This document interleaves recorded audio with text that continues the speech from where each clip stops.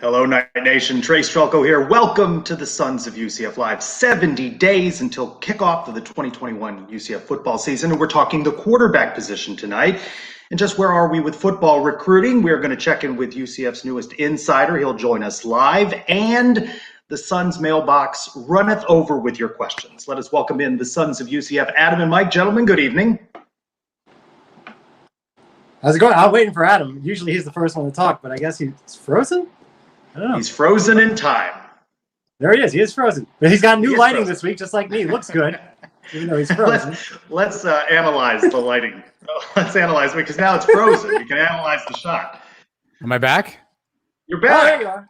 Okay. I was just celebrating my title as best dad ever. I don't know if you guys, I mean, it's I don't know how official these things are, but best dad ever. That's why I was frozen, because I was so moved by the honor that I received. You think you are the number one dad? I mean, man, there's a Seinfeld reference in there somewhere, I think. There sure is. There sure is. It's good to be unfrozen, though. This light is bright enough, I think, to unfreeze me. So, yeah, we were analyzing your lighting situation while you were frozen there in time. Could you hear us, or you were completely I could. No, I could hear you. No, Mike did a nice job filibustering in the white space there for us. So, congratulations for Mike. No problem, man. I'm here for you anytime you need me. Before we dig into UCF football and some other topics, want to wish one of our favorite fans and a super fan of UCF, Britt, that she get well soon.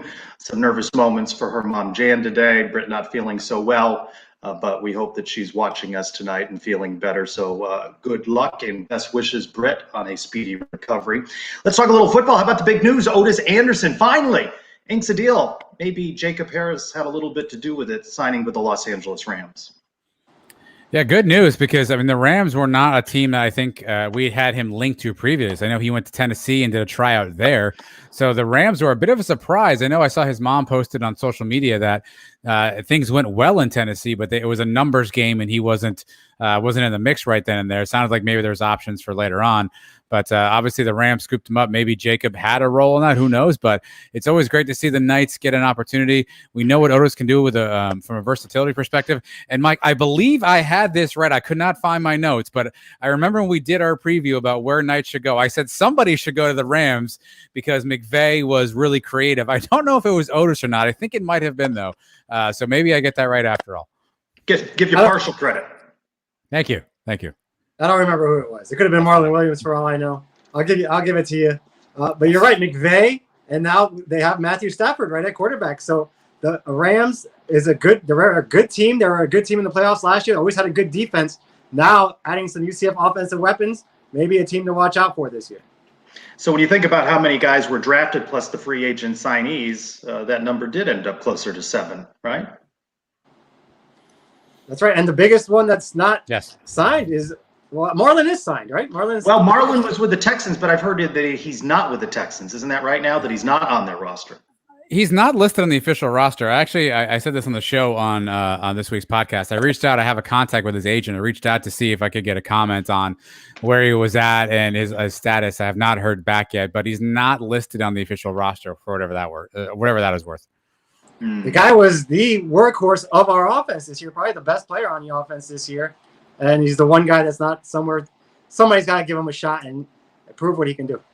And Trace, let's not forget, Greg McCrae is in the business for new coats because he will be going to Toronto to play for the Argonauts as a CFL. So 2 UCF running backs find professional homes this week, which is definitely good news.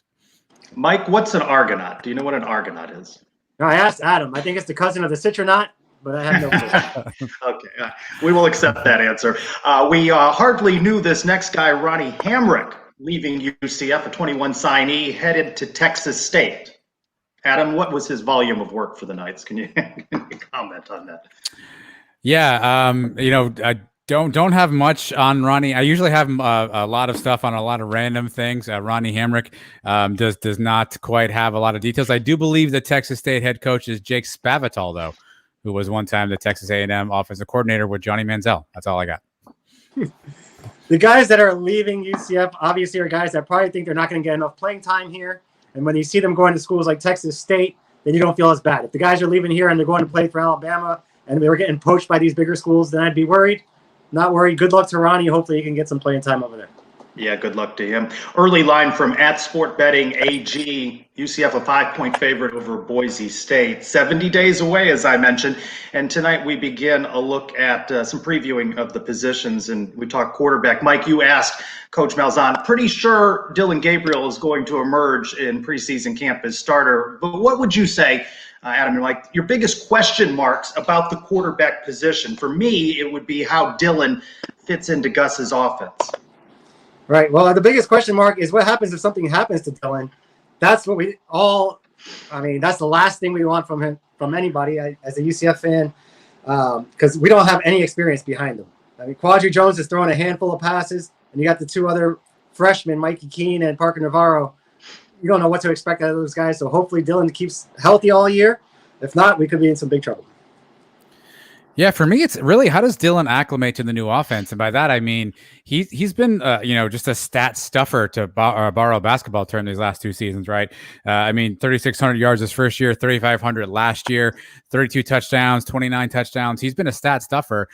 I think it's very possible he may have worse, quote unquote, statistics this upcoming year, but maybe be a better overall quarterback. So how does that work for him? I know most quarterbacks, most players say they want to win first. They don't care about stats, but you're going to see pundits saying that, quote unquote, he's dropped off. He's not the same quarterback. He doesn't have his number of yards, but he may be a more effective quarterback. So how does he acclimate to the system?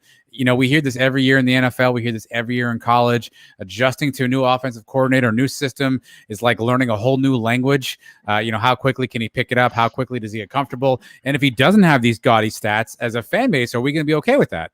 Or are we going to say, hey, he's taking a step back? Because it's very plausible under Malzahn's system, he doesn't throw 3,500 yards next year. But if we're 10-1, I think ultimately the ends justify the means. But are we going to be okay with that? Is he going to be okay with that? I'll be fine with it as long as we're winning. And we talked to Ryan Schneider last week. I mentioned some of his records.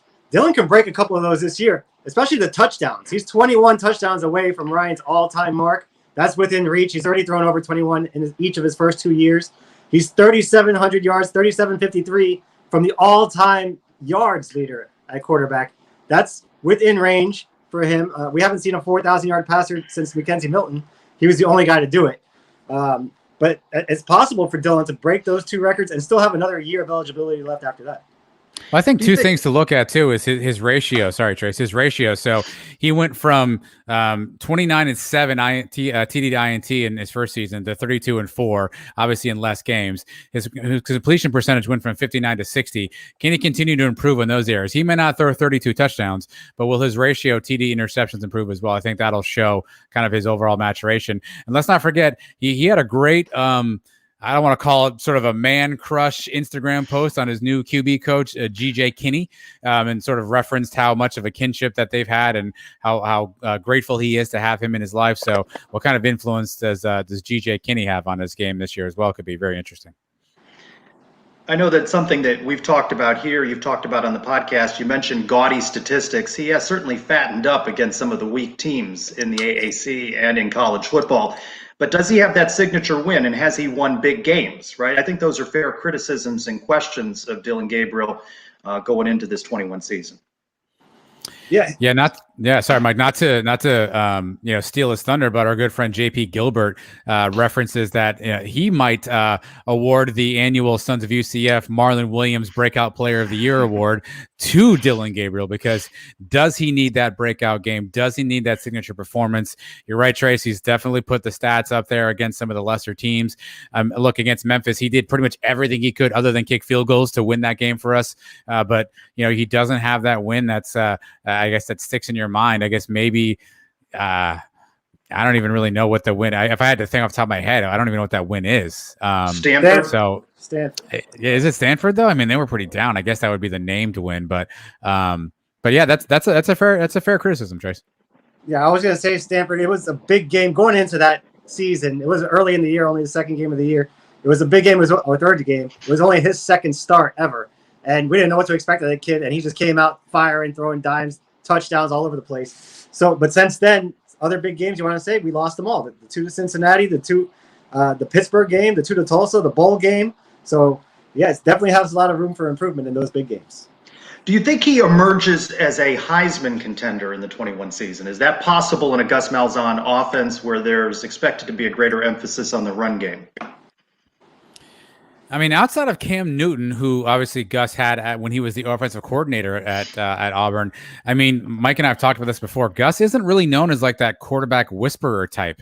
You know, he's had some solid quarterbacks. Jarrett Stidham was good.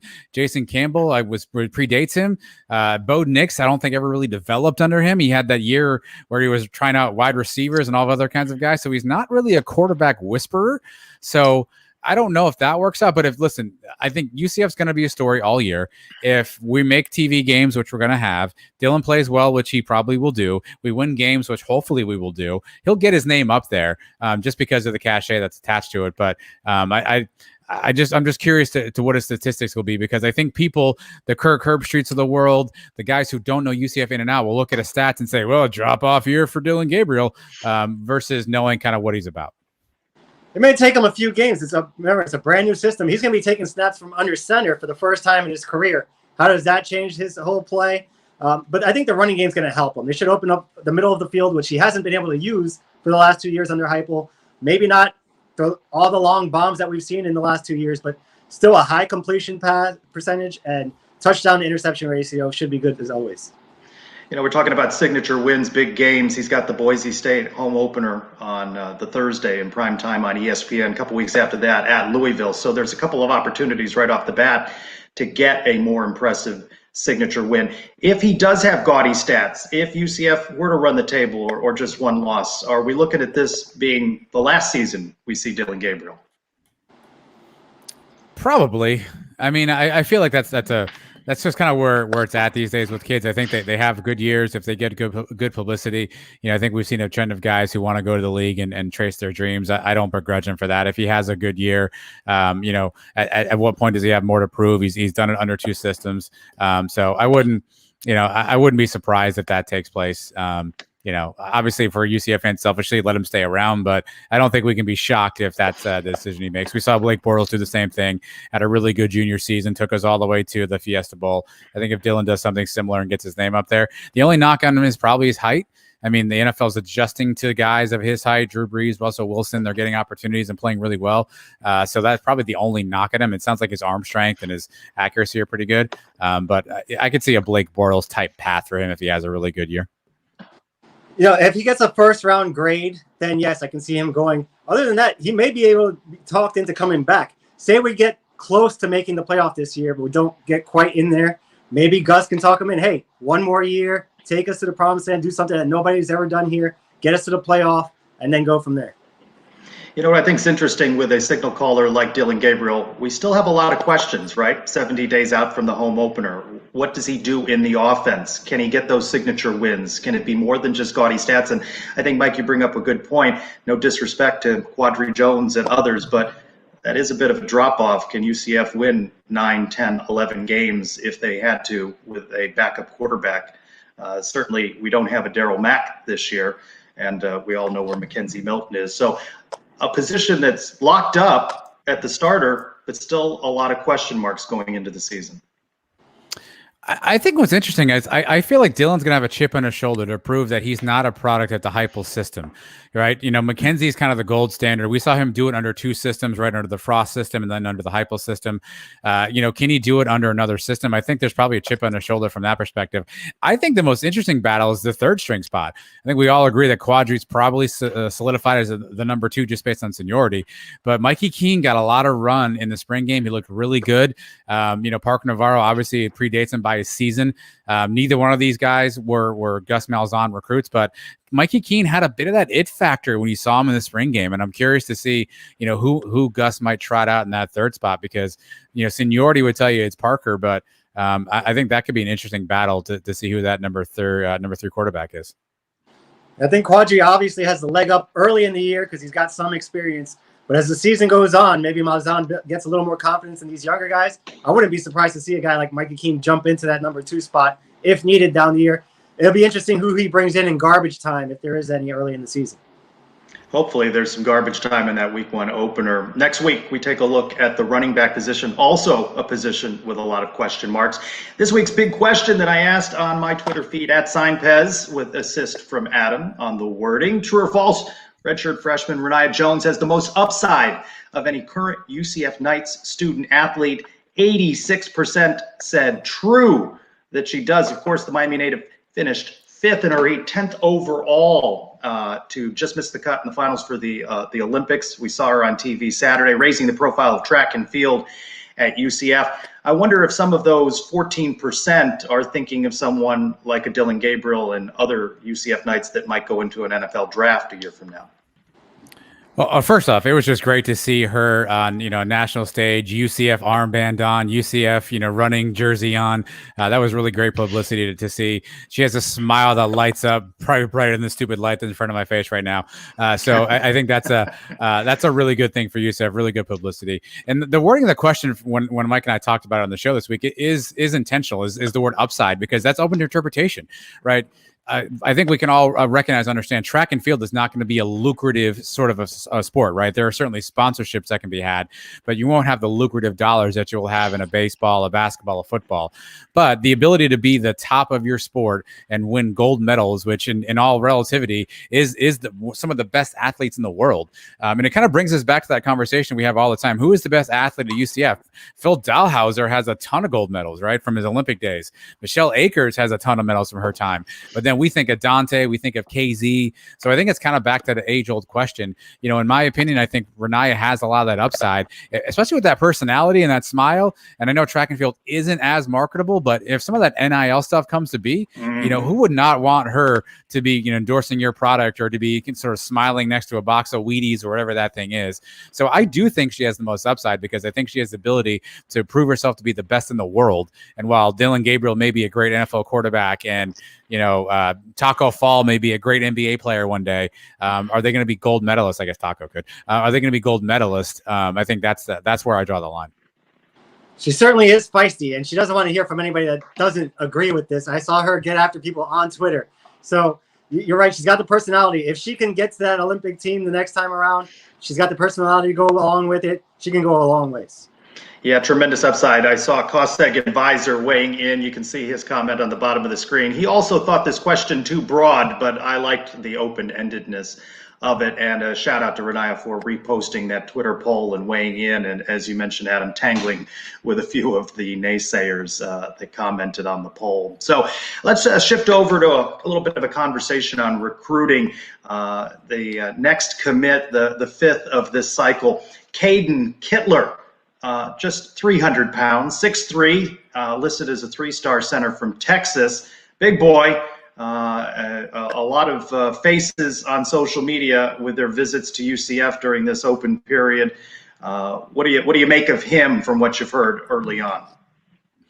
You can never have enough depth on the O-line. I think while it's not sexy to go after some of the best O-linemen in the country, you can never have enough depth in that position.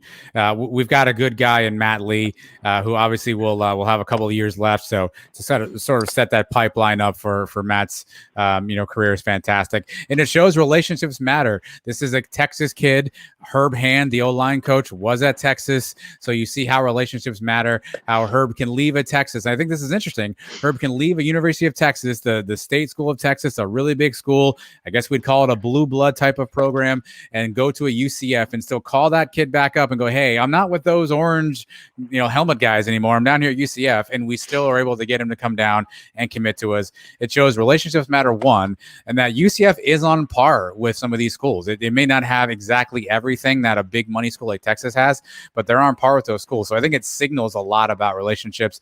It signals a lot about UCF is definitely within striking distance from some of these major quote-unquote blue blood programs. The thing I love about him is his offer list. As the center, you got to be a bright kid. You got to be able to think quickly as the game goes on. He got offers from Ivy League schools, Harvard, Yale, Penn, and also schools like Army and Navy that they love to run the ball. He's a road grader, this kid. I can't wait to see him on campus. Yeah, he joins a commitment list that already includes offensive lineman Miguel Maldonado, quarterback Thomas Castellanos, defensive lineman Jamal Johnson, and wide receiver Tyler Griffin. So quite a few guys so far. But again, until they ink in December, an early signing period, we've seen guys, ballyhoo that they are going to be a Knight, and then they find themselves elsewhere. Does it concern you? No 4 or 5-star as of yet. No, I mean, again, listen, the stars thing is obviously what drives a lot of conversation. Yes, it would be fantastic to say that we can ink, one of these guys, but I think overall, if we're getting quality players, I think that's really what we're looking for. Sure, would I love to have some of these guys, but it's still very, very, very early. Ink isn't even dry on paper for anything just yet, so I'm not overly concerned. If we get 1 or 2 at some point, that would be fantastic. But getting good kids who fit the system, who fit needs, I think is just as important. And I think if Gus stays the course, those quote unquote 4 or 5-star guys will come. Well, let's dig into recruiting a little bit more. Let's bring in Brian Smith. You'll see him at FB Scout_Florida. He's the publisher of Fan Nation's Inside the Knights. That's part of Sports Illustrated. Newest face on the scene, as I have messaged him. He's pumping out a lot of content for Knight Nation. Let's begin. Establish yourself a little bit with Knight Nation. Tell us a little bit about your background and your interest in recruiting and the work you're doing now for Sports Illustrated. Absolutely. I've always been a recruiting nut, even when I was in high school. I always found it fascinating. I grew up in the Midwest. It was very apparent that Florida was the state that if you wanted to win, this is the state you needed to recruit. When I first joined with the Rivals Network in the late 90s, when it first opened up, it was a state I was interested in, and it's continued to be. Now that I live in Tampa, and I cover Central Florida a lot, but I drive all over the state. I drive over Georgia, etc., to see kids. I've got 2 trips planned to Georgia next month, actually, and it's just a blast. This is a very unique situation with Knight Nation, Fan Nation / Sports Illustrated asked me to run the site. This is a very unique university, a very unique football program, because it's, in my opinion, the only quote unquote group of 5 team that has a chance to really jump up, and it's because of location. And they're putting a lot of money, a lot of infrastructure into the football program, and they've given Gus Malzahn the keys to a possible Ferrari. I don't know which team it will be that gets ahead of them from G5. I don't see it. Maybe I'm wrong, but I think they are a legitimate big-time program down the road. And again, it's facilities and things they have coming. That's for them to announce. But UCF is on the rise for all the right reasons, and I'm glad to be a part of it and glad to cover it. So looking forward to it, gentlemen. Brian, talk a little bit about what you've seen so far that Gus Malzahn has pulled off. I mean, obviously he's had a bunch of guys come visit. It's obviously visiting is one thing, getting kids to sign is another. What do you make so far about what Gus has been able to do to get guys actually on campus, and how big a deal do you think that really is? Well, there's 2 parts to that. Recruiting is cyclical unless you really try to do something different. Gus brought a lot of guys from Auburn, and Auburn recruited Georgia even harder than they recruited the state of Alabama. Georgia is absolutely incredible for football talent.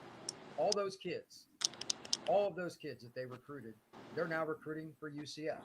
When I first started on June 1st, I would have laughed all night long if you would have told me they were bringing 4 and 5-star kids in for unofficial, official, or camps from the state of Alabama. They're doing all the above every single weekend. It's just fact.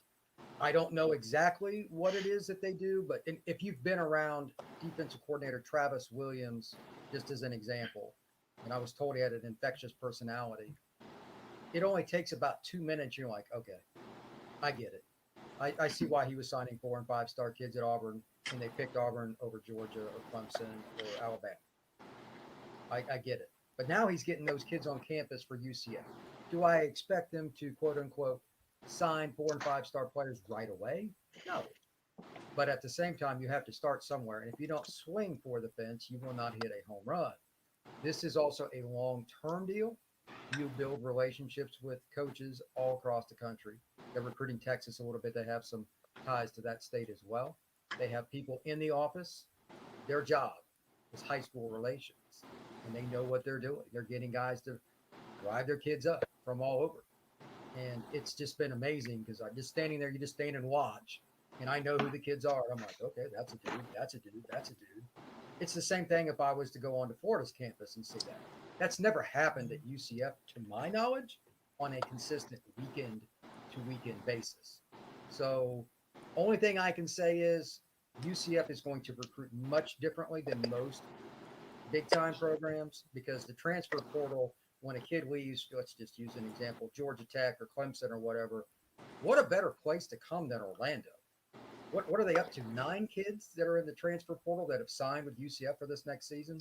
I don't necessarily think they will sign 25 high school kids a year. They might be a little lighter. So how you evaluate UCF's quote unquote greater recruiting class is debatable. But if you're getting Jordan Johnson from Notre Dame to come, getting players that played at Auburn, getting kids that played in the SEC and ACC to come that were 4 and 5 star recruits, and they have 3 years of eligibility instead of 4, does it really matter if you do that year in and year out? So it's seeing it, seeing the vision, and then seeing the facilities. For anybody who doesn't know much about UCF's facilities, they're pretty good.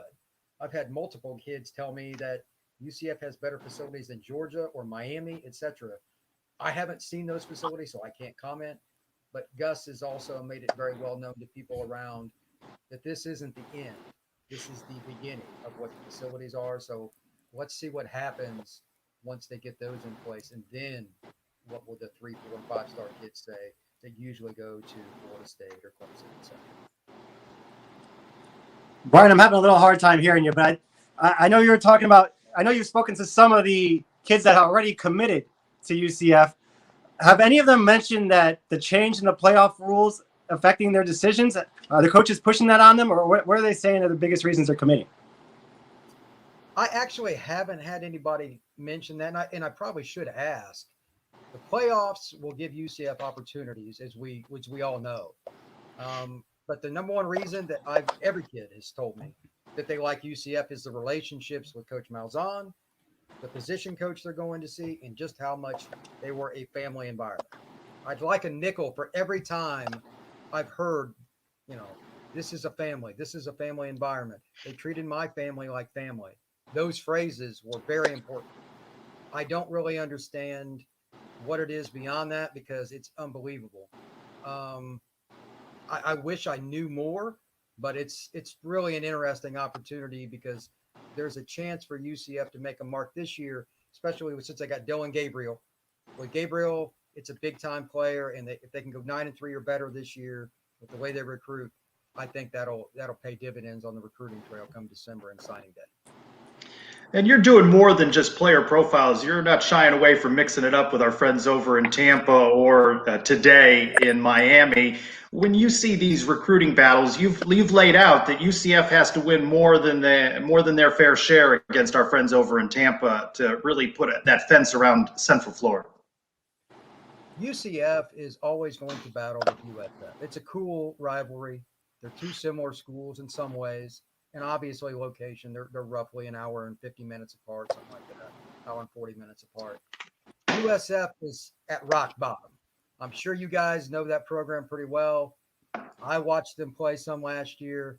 I'm going to be honest. It was really hard to watch them. Not saying they didn't put out effort, but they have a long, long way to go. They recruited fairly well for USF, but it's harder to sell that program. I live 2 minutes, literally, from the stadium where the Bucks play and where the Bulls play. That's a very long way from USF's campus. On the opposite side, UCF, the stadium is literally right next to the football office. It's incredible. I think that's going to be a problem for them in head-to-head.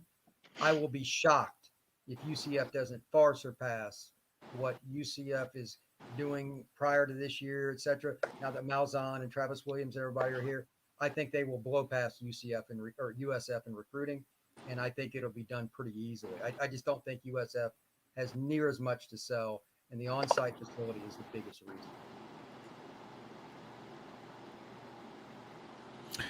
Brian, can you explain something for fans? Maybe I'm confused on it too. What's the difference between an unofficial visit and an official visit. And are there things that you can do differently on an official that you can't do on an unofficial? Can you kind of maybe break that down, some of the differences? Absolutely. There are several differences. Let's start off with just the simple word money. Unofficial visit, it's coming out of your own pocket. The university can do very, very little beyond give you a cup of water when you come. It's really basic. On an official visit, it's a 48-hour period that the NCAA just allows whatever it is, and it's very specific. You got to sign off when you be there. They pay for your travel, your room and board, your food, and it just changes the whole outlook. For a kid that's like in California who wants to visit LSU, not many unofficial visits. It's pretty unexpected to see that occasionally, but UCF gets a lot of unofficial visits because, right around Orlando, Tampa, they get kids that drive up because they live 15, 20 minutes away, but they're still paying for that gas, for that transportation. It's different on an official. You get 5 of those, 5 official visits, and that's just as simple as it gets. Unofficial, that's up to you. If you want to spend it, go out and drive, go fly. You're certainly welcome to do it. I actually spoke to a kid today, Jalen Brown's dad. They flew from Miami up to Detroit, went and visited Michigan, then went and visited Notre Dame. They flew back down to Florida. They visited Gainesville and the University of Florida. That's all on them. None of those schools get to pay for any of that. He's only going to be junior this fall. He's a national recruit. But that's an unofficial visit. They get to pay for everything. They got zero coming from the school. So totally different. And there are very specific dates and times when you're allowed to during contact periods or non-contact periods. It's very complicated. The NCAA is always seemingly changing it, but it's very interesting. I don't think that it's going to ever really be consistent. The NCAA always wants to tinker with it. But for as long as I can remember, 5 visits and 2 days. That's what your official visit is. We saw the number of kids that came in for Bounce House weekend a couple of weeks ago. This week is the last weekend before the dead period. We're getting a little nervous only having a couple commitments. How many commitments do you think we should have within the next few weeks? And are you hearing of any names that we should be looking out for? 2 things. I get a lot of questions about that. If you look around college football, even Alabama, these kids, they're not committing. Well, why is that?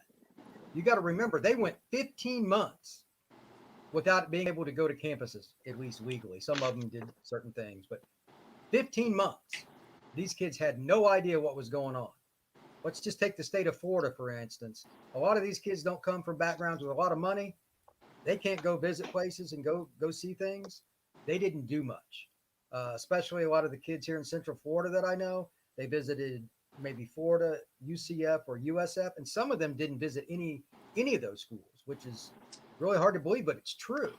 So once they had the chance to take official visits, I've had kids tell me off the record, hey, I pretty much know where I'm going, but I'm going to take my trips. They're free. I've had numerous kids tell me stuff like that. So the commitment publicly is different than what's going on. Does UCF or Florida State, et cetera, know about more kids that are committed than the public? Absolutely. Should fans worry about it? They're going to regardless, because that's what fans do. Fan is short for fanatic. But I expect a plethora of commitments for programs around the country, UCF included, come July 4th or a little after. This coming weekend is the final big weekend of recruiting for the summer, and UCF and everybody else will then start to get more commitments. These kids have taken 2, 3, 4 visits. There's no reason to really extend it. I expect UCF to get 2 or 3 more kids. It's hard to say which ones. I'm not much of a forecaster on this, especially since I've only gotten to know some of these kids a little bit. I've only been on the UCF beat since the 1st of June. But there's a couple of kids in Georgia, and there's definitely a couple of Florida kids that UCF fans are going to be very excited about, that I feel good about. Let's just reconvene on that in about 2 weeks. And Brian, let's wrap up on this. A message that I sent to you that fans want to know exactly how many scholarships are available to Gus Malzahn and his staff. Not so easy to answer, right? That is the absolute most difficult question. College football with the transfer portal, if you learn anything else from watching this today, know this. There is no such thing as a hard number. Kids transfer constantly, absolutely constantly. I think there's going to be I'd say on a consistent basis for UCF, 6 or 7 kids they take from the transfer portal. Again, it's Orlando. It's not that hard. So their high school number will be different. So depending on the recruiting service or how one wants to gauge UCF, the recruiting class is almost impossible to gauge numbers wise, recruiting ranking wise, etc. Kids are going to leave for the NFL. Like Dylan Gabriel is probably going to leave after this year. You can't guarantee it, but he probably will. That's a scholarship you get back. If I was to guess, I'll say 18 high school kids will sign, and then another 5 to 8 kids will sign from the portal. But that's a very generic number. So every year that can be very fluid. He is Brian Smith, the publisher of Fan Nation's Inside the Knights, the newest on the Night Beat, and we appreciate you stopping by Sons of UCF Live. We hope to talk with you again soon. And for Knight fans, you're a must follow on Twitter. You're pumping out a lot of content, and you know fans in the offseason love all of that. Brian, we appreciate it. Absolutely. Thanks for having me, guys. All right, we'll see you again. All right, good recruiting talk right there. It's that time right now, so many visits. And I think interesting, that last question, right? We don't know the exact number. And it's a year-round thing. It's not just early signing period and national signing period. It's managing your roster. It's the transfer portal. There are so many things. Remember those numbers, though, that he said, maybe 18. We'll see where we are when we get to December. I want to thank you guys for giving a shout out to Lynn Cheek on the pod on Monday night when you recorded it. Big celebration for Lynn. She watches the show every week. Shout out to you, Lynn. And I got to tell you, it was nice to meet so many people that listen to this show and watch this show and listen to your show. Big fans of the Sons of UCF. It was a pleasure meeting so many of you out at Burker U. And we are with you, Lynn, in your battle. And our thoughts are with you. We thank you for watching. I want to shift gears now. Somehow last week's conversation went in a different direction, right? Somehow we ended up on 90210. I'm never quite sure where this is going to go.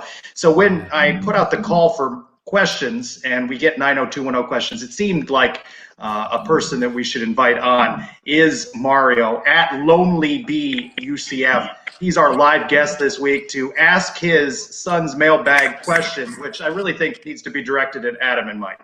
All right, welcome. Hey guys, how y'all doing tonight? How's it going, Mario? All right, here's my question. Very serious one for. All right, which UCF players, current or former, would you pick to recast the main 90210 guys? So I'm gonna go with Steve, Brandon, David, Dylan, and the OG Nat.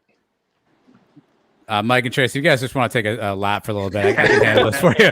So here's what I got. Here's what I got. I got a page. I got Ryan Schneider level notes. He's done more work on this than anything previously. Yeah, I haven't. Yeah. So here, I'm going to start off with Dylan McKay. I'm going to go. Okay. This may seem a little obvious. I'm going to go with Dylan Gabriel for Dylan McKay. So Dylan Gabriel's growing the hair out a little longer. If you guys have noticed lately, that's what Dylan McKay did later seasons. Dylan McKay was a surfer. Dylan Gabriel from Hawaii. So I'm going to tie that, a little bit of that bad boy rep. Dylan's kind of quiet. He doesn't say much. Kind of reminds me of Dylan McKay. So I'm going to go Dylan Gabriel for Dylan McKay. Brandon Walsh, easiest one I got to do. Mackenzie Milton, the All-American guy. Nobody doesn't like the guy. Always does the right thing. Everybody loves him.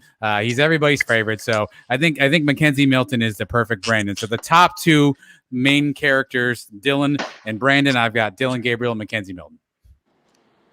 Mike, you want to get in here? I know you've got your. I've seen some of the suggestions. I think it was Amanda Schaefer wrote in a nice list. She has some good ones. She has Blake Bortles as Steve's. No. Miscast. Yeah. No? You don't like that one? No. I know you like the George O'Leary as Nat, right? I don't. Actually, I have a better Nat. I have a much better Nat.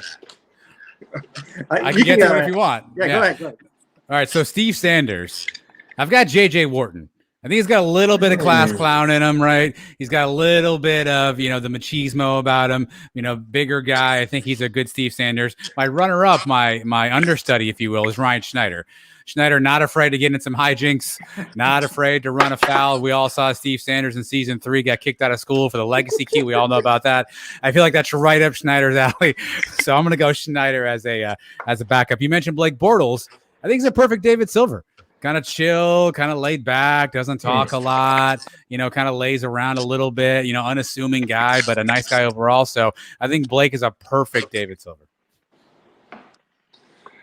Mario, do you have any answer?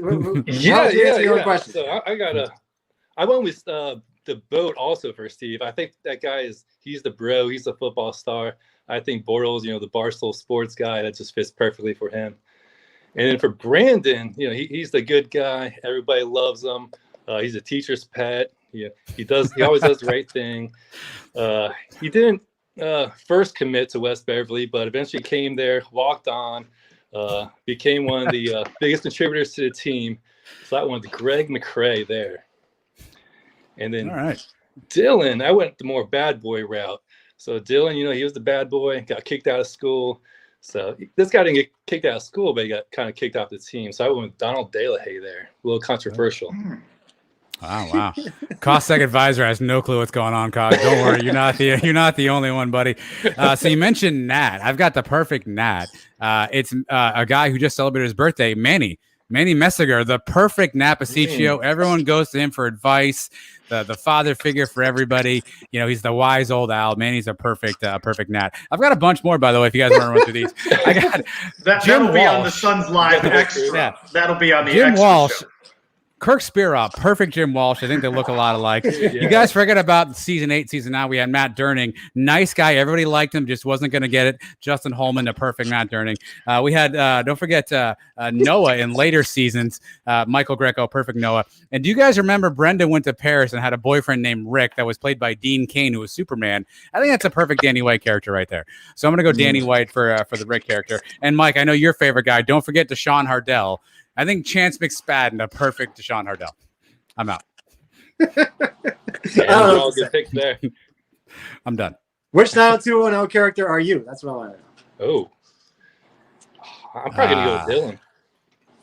You're a Dylan? I'm going to go with Dylan. I mean, I guess I'd have to go with more of a Brandon. I don't know. I mean, I try to stay out of trouble if I can. I don't know. Nat. I don't really know. I'm going to go Rush Sanders. Why not? Just for fun.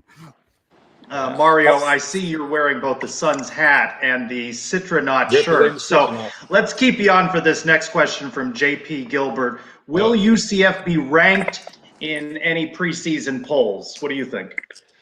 I think Gus is going to help us, but I think we're going to be on the outside looking in. We might sneak into a 24-25 spot, but I think we'll be on the others receiving votes.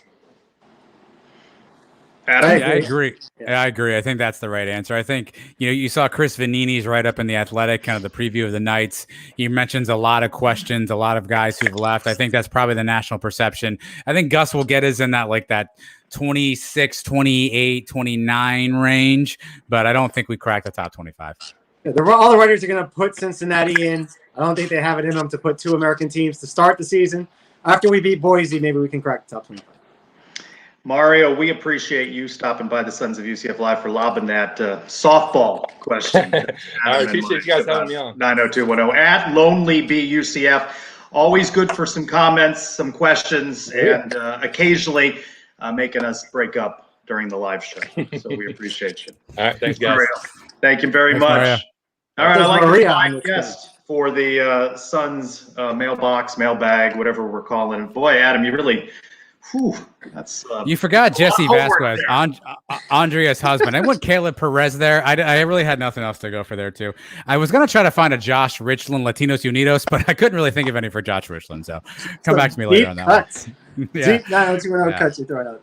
Look what this inspired. All right, let's see how many of these we can get through in the next 10 minutes. At Adam Terra, how large do you anticipate the Boise contingent in the Bounce House to be on September 2nd? I think the visiting allotment's about 3,000.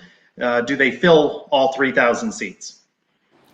I'm going to go no. It's an odd game in the middle of the week. It's an odd travel situation. I think a lot of people would want to come to Florida from Boise. I'm not sure how easy of a flight that is. I can't imagine there's a direct from whatever the capital of Boise is to Orlando. So I'll give them like 1,500, maybe half. Whatever the capital of Boise is. whatever that is. Whichever. That too. I'll give me half of that, but I don't think it's more than that. Yeah, I don't think they're taking up all their seats either. So we're going to have to fill up the stadium on our own. Scattered seats left over. I just looked at the map the other day, but then they're going to return probably 1,000 seats, maybe more. It's a long trip. Paul Jones, 300 people is his prediction, not looking at many to travel. However, I got to tell you, I'm looking forward to going to Boise, Idaho. I know, Mike, you say there's nothing to do in that area. You want a place that there's stuff to do, but I'm looking forward to going there. All right, at Bolts Knights, what color will we be wearing on September 2nd? I consulted Christian Simmons, the uniform expert. I have to agree with him. Black and gold. Black and gold. Big game gold. I know, Mike, you hate that. Big game gold. See, I went blackout. I went all black night game, first game of the year. So I go blackout, all black. I think we're going black too. I know I'm going to wear black. They have that UCF fans wear website. I don't think they've put it out yet, but it's a night game. It's the first game of the year. I think we got to go black. By the way, I found it interesting. You know, I listen to the Sons of UCF every week, faithfully. And it goes 1 week where you're going to be spending $75 on a six-pack of Budweiser, to the next week that you're just glomming onto other people's tailgates. I like that. I like the range that you've established there. Have you gotten any invitations? Anybody that's formally invited you to stop by? No, I haven't gotten invited to anybody. That's shocking. That's shocking. Some people wrote me that saying they want to tailgate with me. So maybe they'll come along the pub crawl with me. I'm as we go. It'll be me and Adam to start, and then we'll have 5. You know, and before you get to the stadium, there's like 50 of us walking in. And I'm willing to break down the 90210 seasons for you all at the tailgate as well. So if that's an extra incentive, feel free. Somewhere along the line, halfway through this pub crawl, I expect Mike to say, "Don't you know who I am?" All right, at Joe Broback, previous guest on this very program. If the 2017 college football playoff was 12 teams, how would UCF have done? So don't forget, under the new configuration, the what you saw in terms of top seeds that year would be different. So I saw a site, I saw a few just to consult. What I saw was UCF would be a 12 seed against a 5 seed Alabama. So Alabama would not have been a top seed as they were in real life in 2017. So that would have gotten us our Bama UCF matchup. I think we could have hung with Bama. That was a good team that year. Don't get me wrong. They're usually pretty good. I think we could have hung with Bama. I think it would have been a good opportunity. I think the only thing that you think about is the Auburn game. UCF, we started off really nervous. I think McKenzie was 2 of 11 to start that game off. So, would Alabama take, I guess take care of some of those early jitters, if you will, from UCF. I think it's a close one. I'm going to go with I don't know. I said we win it by a field goal. That just feels right. That 2017 team never lost to anybody. I'm not saying anybody's going to beat them. So they would have gone all the way in the playoff. 12 teams, 16 teams, didn't matter. So they would have won the 12-5 matchup, advanced, and kept winning. That's right. Now remember, Alabama, even though they won, they were still going through things too. Jalen Hurts didn't finish the championship game because he wasn't that good. And then they brought in Tua to win it. So to your point, Adam, a Peach Bowl was a neutral site with a big 35,000 UCF fans. There wouldn't have been 35,000 UCF fans in an Alabama home game in that 12-5 matchup. So I think some of those nervous jitters would have had a lingering impact on UCF. But for the sake of this, going to go with UCF would have won at Alabama because they hold the all-time lead in that series 1-0. Right. At Barry Addict, saying our most watched game of 2020 on ESPN against Cincinnati, 1.58 million viewers. Do you think the Boise game is lower or higher? Most watched game 2020 with Georgia Tech with 3.06 million on ABC. I consulted the ratings guru Eric Lopez, who puts the number at one. Why do you get phone a friends? This is the second time you've done this. I don't get a phone a friend. What's going on here? Well, you've seen the questions all week. You can phone anybody you want. You can do as much research on TV ratings. I was too busy on Steve Sanders. I had no time for that. Okay, fine. We're putting it at 1.8 million as Eric Lopez is over under, and I think it's in that range. As Eric points out, Ohio State, Minnesota head-to-head with UCF Boise State on that Thursday night opener. I say it hovers right around 2 million. Yeah, I wrote them 2 as well, Trace. I think it cracks. I think it's on ESPN, right? If I have that correct, and not ESPN2. I know ESPN was putting a lot of the Thursday games on the Deuce, if you will. So if it's on ESPN proper, I do think it's an intriguing early season matchup. I think you'll get a lot of Auburn fans who are going to want to turn in to see how Gus is doing. You'll get a little overflow there.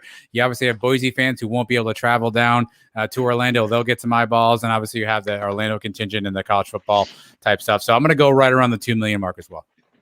All right, it's going to be more than the Cincinnati game, not as much as the Georgia Tech because it's not on ABC, but still a good amount of people tuning in. College football fans are dying for college football to get back, and especially with packed crowds. We didn't get that experience last year. I think it's going to do a big number, and the Gus Malzahn factor will be a big factor. At Hardos, Ian, Adam mentioned he believes in the CFP committee as much as he believes in Mike's ability to grow a beard. Can we have a September beard contest to kick off the football season? Maybe a small donation given to charity that the Suns choose. Is that a do we see? So I've already done the beard thing. That was a 2020 thing. I challenge the two of you to that. Well, yeah, who's in the? Yeah, I was gonna say who's in this contest because we obviously Mike could have no business being in the beard game with Trace Trelko. So the contest is between Mike and I who can grow a beard. Is that or who can for the grow whole a better month of beard? September? Yeah, maybe let people vote. Twitter polls. Who wore it better? Well, it depends. I don't know how you define. I need some rules here. I appreciate the question, Ian. I do agree that I my statement stands true. I need clarification because Mike can't grow hair in certain parts of his face. I can grow hair. It's just not as dark as obviously Mike's hair would be. So I need clarification on how we're judging who wore it best here. But I'm in. I mean, I know Mike is a big supporter of Movember. I've seen Mike mustached Mike for a couple of months here and there. Not a pretty sight, ladies. So I'm in if Mike's in. You saw all the facial hair I could grow in the last couple of weeks. It was a little bit here and a little bit here. That's it. I got nothing here. I got nothing here. So I can't do a beard. I'm out. So I win. Right, okay. We need some clarity. Let's develop this. We've got an opportunity to, with some time, 70 days until that opener. At @blackgold_ed, we have a visual to accompany this question. How did the head coach's desk get chipped? And he's looking for wild speculation. Adam, do you have that photo of Coach Malzahn's desk? We're getting there, Trace. Yeah. A chip in that desk. I imagine that's a desk he inherited from Coach Heupel. What do you think? Maybe wild speculation. The chips. I like the comment from a viewer, a fan who said that the championship trophy perhaps dinged it. Yeah, this could go so many different ways, Trace. I don't know I need to know how long that desk has been there. My most likely culprit would be a George O'Leary desk throwover. Maybe Justin Tukes missed a blocking assignment and the desk just went down. I don't know how long it's been there, but most likely, if I had to bring a lineup in of people most likely to have chipped this desk, it depends how long it's been there. Give me George O'Leary all day and twice on Sundays. The top of the desk looks pretty clean. I got to think when they moved it into the new football building, they got some new furniture. I don't know how old this thing is. I think it's Gus listening to our show and just slapping the table because he's laughing so hard at some of the things we do. Is that the guy that asked me about tank tops? He still has a show. Haven't we broken him yet? Yeah, exactly. Yeah, it might have been that. At Fear the Pegasus, what are your thoughts on Gus's point the finger at potential recruit pose we've seen in so many photographs? And by the way, he doesn't do it every single time. I've noticed some photos where he doesn't do that. So what do we take from that? Do we mind that? Is it violent imagery? What with the booms and all? Is it consistent? No violence involved. It's a little awkward. It's a little weird that he's doing this all the time. I think technically. Mike's disorienting me right now with his finger. I think technically he's trying to show like the finger he usually shows you, Adam. I think technically he says that this is the guy right here. I don't know. I appreciate he's trying. He's trying to connect with the young people. Obviously, that's not his generational class. I think he's trying to connect. I see a lot of people do the pointed stuff thing, so I think he's just trying to fit in. But so I don't have an issue with it. It does have a little bit of that dad bod vibe situation, but I think he's pulling it off so far. He's not the best dad ever, though, is he? Now, no, he doesn't have that shirt. No. Doesn't have that shirt. No, that's not here. As long as he's using the right finger, that's fine. But he just gave me the best idea because now that I was pointing at you guys, I feel like I'm in the Brady Bunch, right? Like, how's it going up there? Well, that segues into what will be the final question in the mailbag. Ask that boy Andrew, who we last saw wandering aimlessly through his closet of jerseys. All good comedy duos, he asks, have a straight man and a funny man. Between Adam and Mike, who considers themselves to be the straight man and who's the funny man? I think this is a question for you, Trace. I mean, I think Mike and I have our opinions, but we need to know the opinion of the listening public, all hundreds of you and the millions of you who left when 90210 talk started. So, Trace, I think we need your opinion. Hasn't commented since. He's gone. He's out. No, he's out. Cross-seg, if you're still there, give us a bat signal. Trace, I think we need your opinion on this because I think I know my answer. I don't know, but maybe we have it miscast. Is it laugh with or laugh at. I consider Adam, you more the straight man, and Mike, you provide the comic relief. I think Adam is definitely the more professional of the two of us, and he and from day one, I always thought he could do something with this. I'm just here to kind of hope maybe not sink the ship, but Adam is just as funny, if not funnier than me. I always thought he was hilarious, so he makes me laugh on the show. He makes me laugh every week. So I guess it depends on how you want to look at it. And Mike, I got to applaud you for 137 episodes of the Sons of UCF. You do come across always as, boy, I'm just damn glad to be here. I get to go in the garage for like an hour and a half away from the madness that's going on in my house, especially now in the summertime. The kids stay up late, so I appreciate the time off. And the honest to goodness truth, I think Mike is just every week he's not sure if I'm going to call again. So he's just kind of like, hey, he just keeps calling every week. I keep answering the phone. I think that's literally how the show goes. We referenced George O'Leary earlier, the white horse, as we learned from the vault guest Justin Holman on episode 137. You know, you've been pulling out great interviews. Other than an occasional Apollo's AAF reference or XFL reference, most of these are just timeless. You really learn a lot of stuff from these guys. Yeah, I can't control the fly-by-night spring leagues, Trace, but what I can control is who you guys get to listen to. And Justin Holman was one of the very first interviews we did. I think it was episode 27, so that would have been like number 5 or 6 from a guest standpoint for us. And we learned so much from him. Such a nice guy. You think about the career he had, right? He preceded Blake. He preceded Mackenzie. He was there kind of in that transitional period. He saw sort of the beginning of the Frost era in 16 and how that was going to launch. The Harold Perryman was obviously a huge play. It's an iconic play in UCF history. And then you get the white horse drop. I think there was just so much that he brought to the table. And I jokingly gave him, I think I cast him as Matt Durning earlier in 90210 because such a nice guy. I mean, he probably could throw a football through a brick wall. The touch aspect never really got there. He's a guy that you always rooted for, and unfortunately just never really stayed healthy. He got injured in 15. It makes you wonder if he didn't get injured in that early part of the season. Would 15 have been the season it was? I don't know. But really good guy, really good person to catch up with. And while he may not have had the gaudy stats, I think he played a really important role in kind of bridging the gap between the 13 Fiesta Bowl team and what became the 2017 team. If he starts the Ireland game, we win that one. Who knows where that season goes? Really, we might be back in another New Year's Six game because, I mean, the other loss would have been Missouri, and then somehow we lost the UConn game, which he owned up to. That was a bad game on his part, 4 interceptions, but very good player and some big-time moments. The Harold Perryman, nobody's ever going to forget that one. When we did the tournament earlier this year, it went pretty far. So that's a big-time play in UCF history. It was a 2-seed, I believe. There are just certain questions that I anticipate Mike will be asking of certain guests, and that UConn debacle is always on that. You can count on Mike. That's in permanent marker on his list of questions. He brings it up. He lets you know, by the way, still not happy about it. Wasn't happy with your performance. Doesn't want to hear about the heaters on the sidelines. No. He holds you responsible for that. You got to be held accountable for it when you go on the Sunday. You can count on Mike for 2 game questions every time. The UConn heater game and FIU 2015. You can count on Mike every year for both those questions. If you played in those seasons and you're coming on the show with us, just prepare your answers now. I've got a new one now. Ronnie Weaver brought one out of me. That UAB game in 2011. Ay, caramba, I don't know.